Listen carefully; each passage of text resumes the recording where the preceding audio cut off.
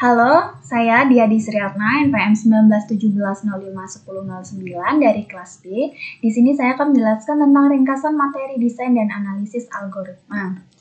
Dengan sebagian materinya itu dari materi 8 sampai dengan 15, yaitu ada Big O and Time Complexity, Recurrence and Master Theorem, Divide and Conquer Part 1, Divide and Conquer Part 2, ada Dynamic Programming, lalu ada Graph, lalu ada Complexity Theory. Yang pertama itu ada Big O and Time Complexity. Big O and Time Complexity sebenarnya sama, yaitu sama-sama merupakan konsep dasar yang menunjukkan bagaimana running time dari suatu fungsi atau program yang akan bertambah seiring dengan meningkatnya jumlah input. Lalu ada notasi Big O, di mana ini adalah cara untuk mengkonversi keseluruhan langkah-langkah suatu algoritma ke dalam bentuk aljabar, yaitu dengan menghiraukan konstanta yang lebih kecil dan koefisien yang berdampak besar terhadap keseluruhan kompleksitas permasalahan yang diselesaikan oleh algoritma tersebut. Time complexity adalah seberapa lama waktu yang diperlukan untuk menjalankan suatu algoritma. Beberapa macam time complexity yaitu ada constant time, logarithmic time, linear time, quadratic time, dan exponential time. Untuk yang pertama itu yaitu Big O1 untuk constant time. Constant time ini artinya banyak input yang diberikan kepada sebuah algoritma tidak akan mempengaruhi waktu proses atau runtime dari algoritma tersebut. Nah, di sini ada contoh algoritmanya. Nah, kita bisa lihat contoh ini terdapat sebuah fungsi untuk mengambil elemen pertama dari sebuah input array. Nah, kita bisa melihat bahwa berapapun jumlah array yang diberikan dari sebuah input array kepada fungsi tersebut, dia akan selalu melakukan satu hal, yaitu mengambil elemen yang pertama. Artinya, jumlah input yang diberikan tidak mempengaruhi waktu proses atau runtime dari algoritma tersebut. Dan di sini ada juga grafiknya. Lalu ada logarithmic time dengan Big O log n. Logarithmic time artinya ketika kita memberikan input sebesar n terhadap sebuah fungsi, jumlah tahapan yang dilakukan oleh fungsi tersebut berkurang berdasarkan suatu faktor. Salah satu contohnya adalah algoritma binary search. Nah, di sini sudah ada sebuah algoritma ya. Nah, binary search ini adalah algoritma yang kita gunakan dalam mencari posisi nilai dari suatu array dengan cara mengeliminasi setengah dari array input untuk mempercepat proses pencarian.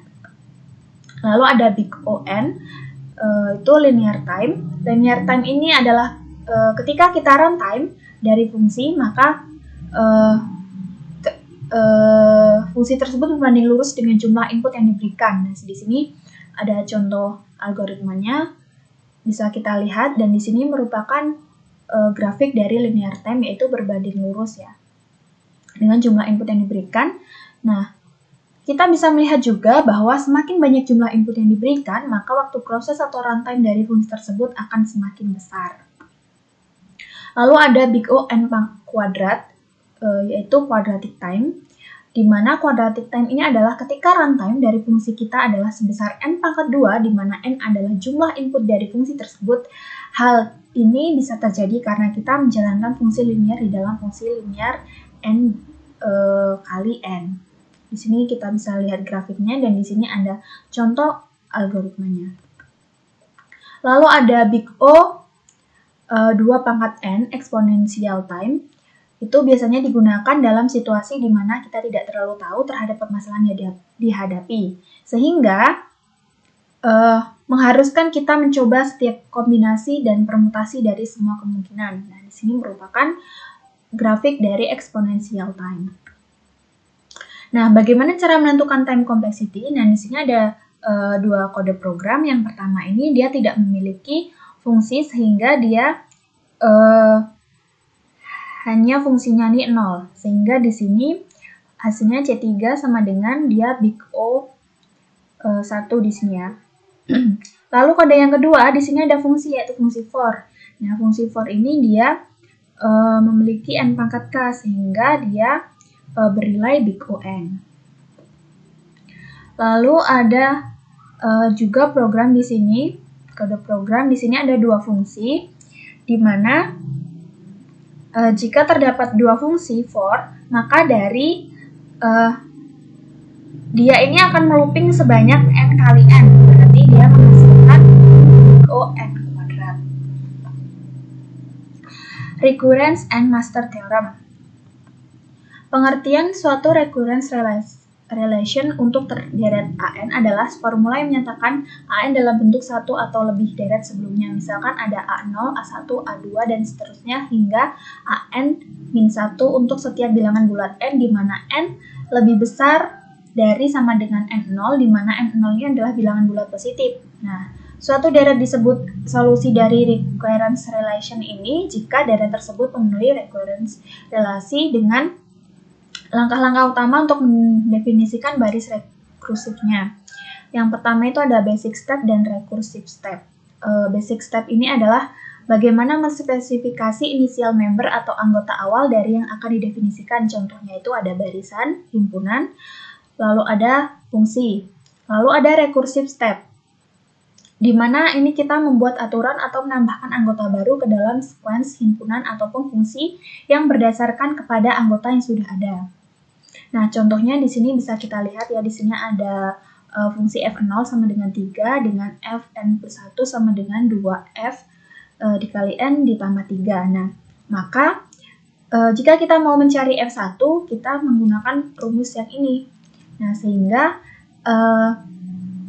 fn plus 1 ini dari f0, sehingga dia f0 ini sama dengan 3, berarti 2 dikali f0 itu 3, 2 kali 3 ditambah 3 dari rumus ini. Nah, sehingga hasilnya adalah 9, dan seterusnya jika kita ingin mencari f yang lebih dari 4 ini, tetapi tetap memenuhi dari rumus ini. Untuk contoh fungsi yang didefinisikan secara rekursif itu ada contohnya pertumbuhan populasi kelinci, di mana ada sepasang kelinci berada di sebuah pulau. Nah, pasangan kelinci ini tidak akan beranak sampai berumur 2 bulan. Nah, setelah berumur 2 bulan, setiap sepasang ini menghasilkan sepasang yang lain setiap bulannya. Nah, tentukan relasi recurrence dari jumlah pasangan setelah n bulan bila tidak ada kelinci yang mati. Nah, di sini bisa kita lihat bulan ke-0 ini 1 pasang, nah, bulan ke-1 1 pasang, bulan kedua ini 1 ditambah 1 pasang, bulan ketiga 2 ditambah 1 pasang, dan sampai bulan ke-4 ini 3 ditambah 2 pasang.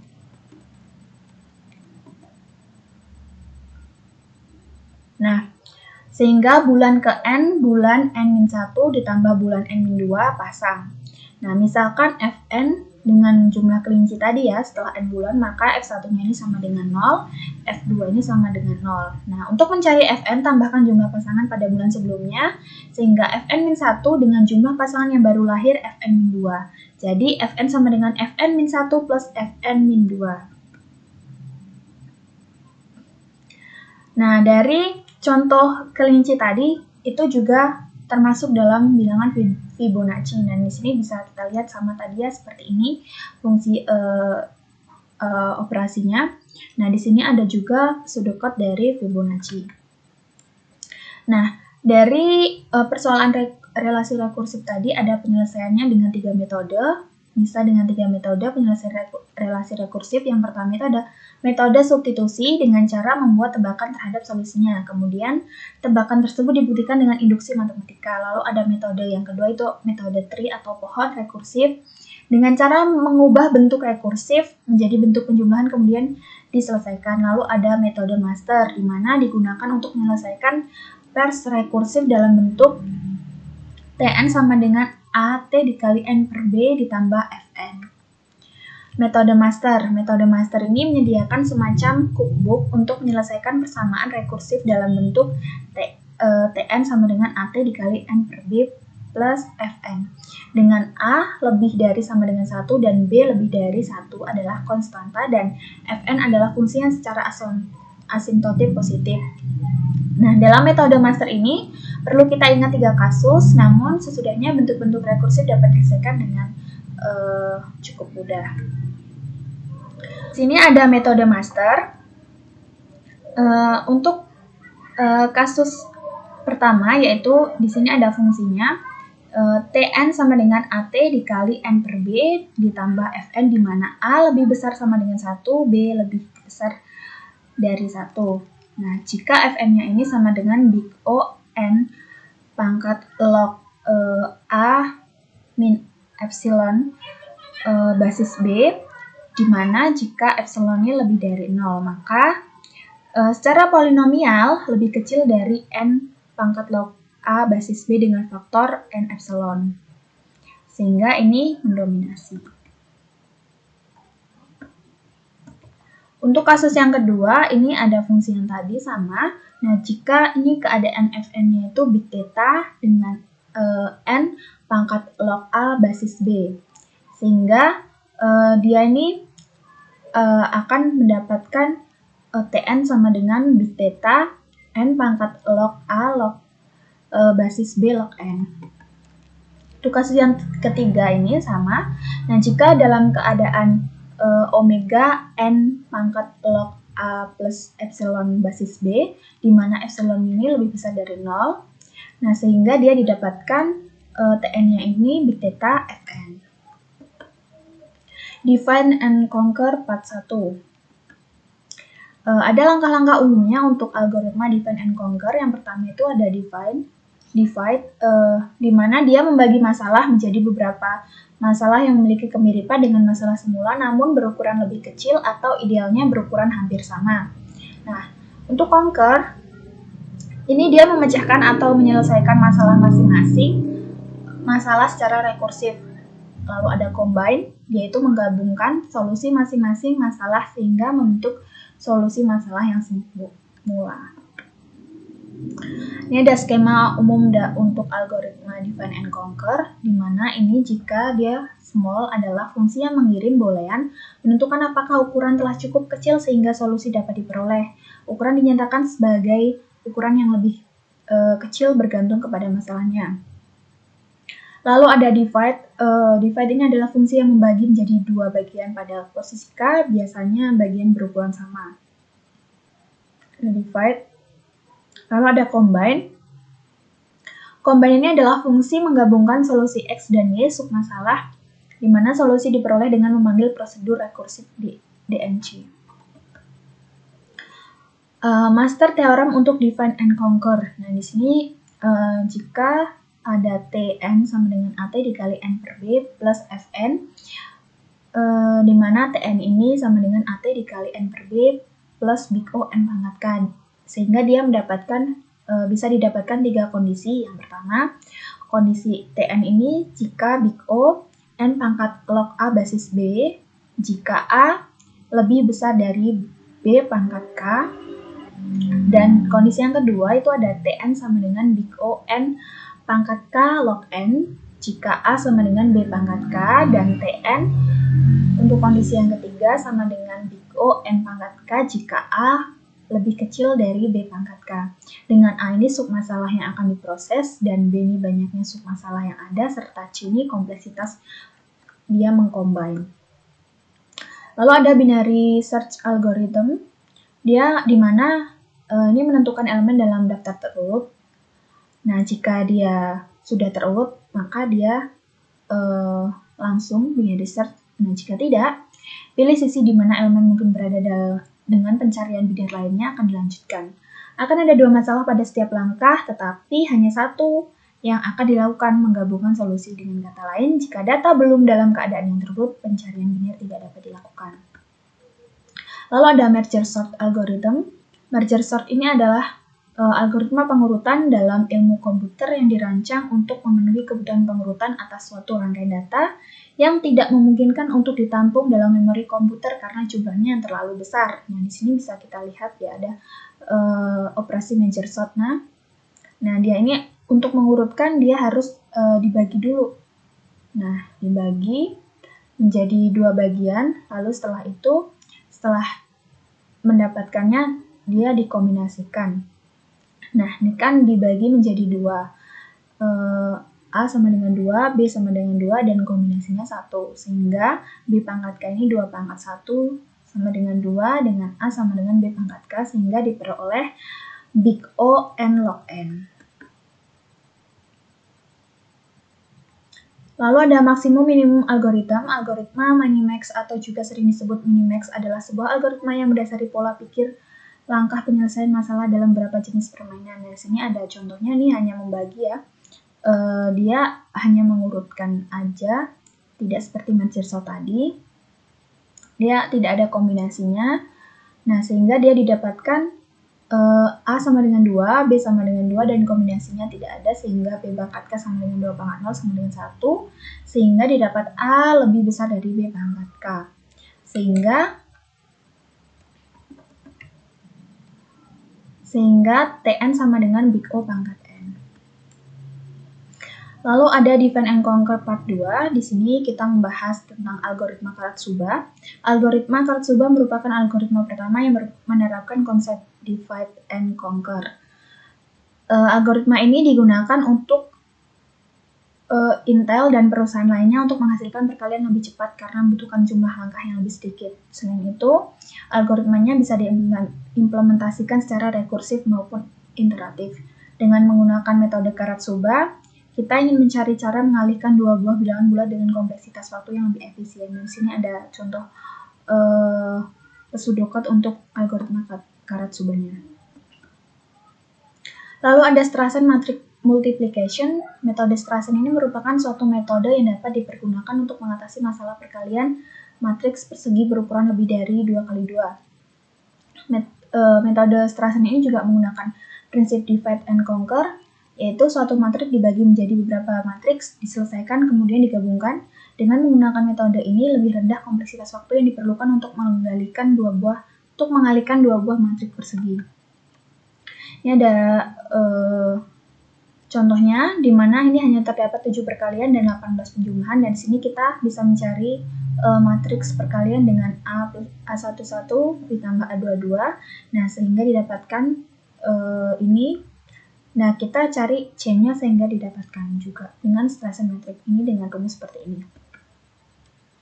Lalu, dynamic programming, materi selanjutnya, di mana program dinamis ini merupakan metode pemecah masalah dengan cara menguraikan solusi menjadi sekumpulan tahap atau stage. Nah, sedemikian sehingga solusi persoalan dapat dipandang sebagai serangkaian keputusan yang saling berkaitan. Nah, kata program tidak ada kaitannya dengan pemrograman. Istilah dinamis muncul karena pencarian solusinya melakukan perhitungan dengan menggunakan tabel yang dapat berkembang. Nah, perbedaan algoritma greedy dengan program dinamis itu, jika greedy itu hanya satu rangkaian keputusan yang dihasilkan, dan program dinamis itu lebih dari satu rangkaian keputusan yang dipertimbangkan. Langkah-langkah pengembangan algoritma yaitu ada karakteristik struktur solusi optimal, dan kita bisa lihat di sini lain sebagainya, ada sampai dengan rekonstruksi solusi optimal dengan opsional, dengan rekonstruksi solusi cara mundur. Lalu di sini ada matrix chain multiplication explain. Nah, jika ada sebuah A adalah matriks B kali Q, misalkan B adalah matriks Q kali R, di sini ada dua buah matriks yang didefinisikan dengan AB. Jika dan hanya jika jumlah kolom di A sama dengan jumlah baris di B, kemudian dengan perkalian kita memperoleh P dengan R matriks C. Nah, ini didapatkan asosiatifnya yaitu seperti ini. Divide and conquer approach. Nah, jika CIJ menjadi biaya minimum komputasi AI dikali AI ditambah 1 dikali sampai dengan dikali AJ, di mana 1 lebih kurang dari sama dengan I, kurang dari sama dengan J, kurang dari sama dengan N. Nah, sehingga kita mendapatkan rekursif untuk dari hasil ini didapatkan seperti ini. Lalu ada pendekatan top-down rekursif. Setiap kali ketika algoritma pertama kali menemukan submasalah, algoritma tersebut menghitung dan menyimpan solusi submasalah tersebut dalam satu tabel. Nah, selanjutnya setiap kali submasalah ditemukan lagi, algoritma hanya mencari entry yang disimpan dalam tabel dan mengembalikannya. Hal ini disebut dengan memoisasi. Nah, memoisasi ini sederhana, cukup untuk mengubah kompleksitas waktu eksponensial menjadi polinomials dengan big O n pangkat 3. Lalu ada graf, ada terminologi graf. Graf adalah sebuah ADT yang terdiri dari himpunan not atau titik dan edge atau garis. Sebuah edge berfungsi menghubungkan satu atau dua not, edge yang hanya menghubungkan satu not disebut loop. Nah, ada dua jenis graf, yaitu ada directed graf atau graf berarah. Nah, di sini ada arah-arahnya ya untuk grafnya. Lalu ada indirected graph, ini graf tidak berarah. Nah, dapat dilihat. Lalu ada path and cycle dalam graf. Nah, path ini adalah lintasan yang melalui edge dengan vertex dalam graf. Nah, cycle ini adalah lintasan yang dimulai dan berakhir pada vertex yang sama. Cycle kadang-kadang disebut sirkuit. Nah, jumlah edge dalam lintasan atau cycle disebut length atau panjang lintasan. Jenis-jenis graf lainnya itu dia itu ada ini ya, graf ini. Ada tree. Tree ini tidak memiliki cycle, tetapi dia terhubung. Nah, dan ada forest, dia ini tidak memiliki cycle dan tidak terhubung. Lalu ada minimum spanning tree. Spanning tree ini terdiri dari semua nodes dalam graf dan beberapa edge, sehingga semua nodes saling terhubung. Spanning tree merupakan graf terhubung yang diperoleh dari sirkuit dalam graf. Bobot spanning tree adalah jumlah dari bobot edge. Nah, sehingga dilihat di sini, bisa kita lihat di sini ada spanning tree-nya. Dengan demikian, minimum spanning tree adalah graf terhubung yang diperoleh dari memutus sirkuit dalam graf, tidak memiliki arah dan memiliki bobot paling minimal. Perbedaan algoritma Kruskal dan Prim. Algoritma Kruskal itu dimulai dengan sebuah edge, memilih edge dengan cara di mana posisi edge tidak didasarkan pada langkah terakhir, dapat berfungsi pada grafik yang terputus juga. Kompleksitas waktu Kruskal adalah big O log n. Ada algoritma Prim. Kalau algoritma Prim ini dimulai dengan sebuah node, terbentang dari satu node ke node yang lainnya. Grafik harus berupa grafik yang terhubung, lalu memiliki kompleksitas waktu big O n pangkat 2. Lalu ada agensi matriks struktur. Nah, untuk setiap I vertex C di dalam graf G. Nah, ini ketentuannya seperti ini. Nah, ini ada contoh untuk agensi matriks strukturnya. Nah, bisa kita lihat di sini ya. Lalu selanjutnya ada algoritma Floyd-Warshall, di mana algoritma ini merupakan pemrograman dinamis yang melakukan penyelesaian masalah dengan melihat solusi yang akan diperoleh sebagai suatu keputusan yang saling terkait. Prinsip optimalitas ialah prinsip yang diterapkan oleh pemrograman dinamis, yaitu jika solusi total optimal, maka bagian solusi sampai suatu tahap, misalnya tahap ke I juga optimal. Nah, berikut ini digunakan formulasi rekursif untuk algoritma Floyd-Warshall antara lain. Nah, di sini dapat langkah-langkahnya bisa kita lihat di sini ada ya. Vertex-vertex antara dalam shortcut, ada JKV, 1, 2, 3, N, dan seterusnya, sehingga dia didapatkan solusi dari DIJ ini. Lalu ada graph coloring, dia itu pewarnaan graf, di mana kasus khusus dalam pelabelan graf. Pelabelan di sini maksudnya itu memberikan warna pada titik-titik pada batas tertentu. Ada 3 macam pewarnaan graf, yaitu pertama pewarnaan titik, dengan memberikan warna berbeda pada setiap titik yang bertetangga sehingga tidak ada 2 titik yang bertetangga dengan warna yang sama. Yang kedua itu pewarnaan sisi, ya, atau edge coloring, memberikan warna berbeda pada sisi yang bertetanggaan sehingga tidak ada 2 sisi yang bertetanggaan mempunyai warna yang sama. Lalu ada graph coloring yang ketiga itu pewarnaan bidang, yaitu memberikan warna pada bidang sehingga tidak ada bidang yang bertetangga mempunyai warna yang sama. Lalu ada complexity theory, P versus NP, di mana dia ini polynomial time ini dia itu mudah dipisahkan, mudah untuk diverifikasi. Nah, kalau non-deterministik ini tidak mudah untuk dipisahkan, tetapi mudah untuk didefinisikan. Di sini ada contohnya, yaitu di sini ya. Lalu ada trisat. Dalam masalah trisat, setiap klausa memiliki paling banyak 3 literal. Masalah ini adalah NP lengkap. Trisat ini merupakan bagian dari 21 soal NP complete card dan digunakan sebagai titik awal untuk membuktikan bahwa soal lain juga NP complete. Lalu ada teorema Cook-Levin. Pada bagian ini akan membahas teorema Cook-Levin yang memperlihatkan bagaimana terbuktinya bahwa SAT adalah masalah NP lengkap. Pernyataan teorema Cook-Levin adalah masalah kepuasan boolean adalah NP complete. Untuk penetapan kebenaran yang diberikan, kita dapat memverifikasi apakah ekspresi CNF atau boolean memenuhi atau tidak dalam waktu polinomial. Jika masalah keputusan dapat diverifikasi dalam waktu polinomial oleh mesin Turing deterministik, maka dapat diselesaikan dalam waktu polinomial dengan algoritma non-deterministik. Nah, SAT dalam NP jika ada mesin Turing yang dapat menghasilkan dalam waktu polinomial. Sekian dari penjelasan saya. Jika ada kata-kata yang tidak berkenan dan kesalahan ucapan, saya mohon maaf dan saya ucapkan terima kasih.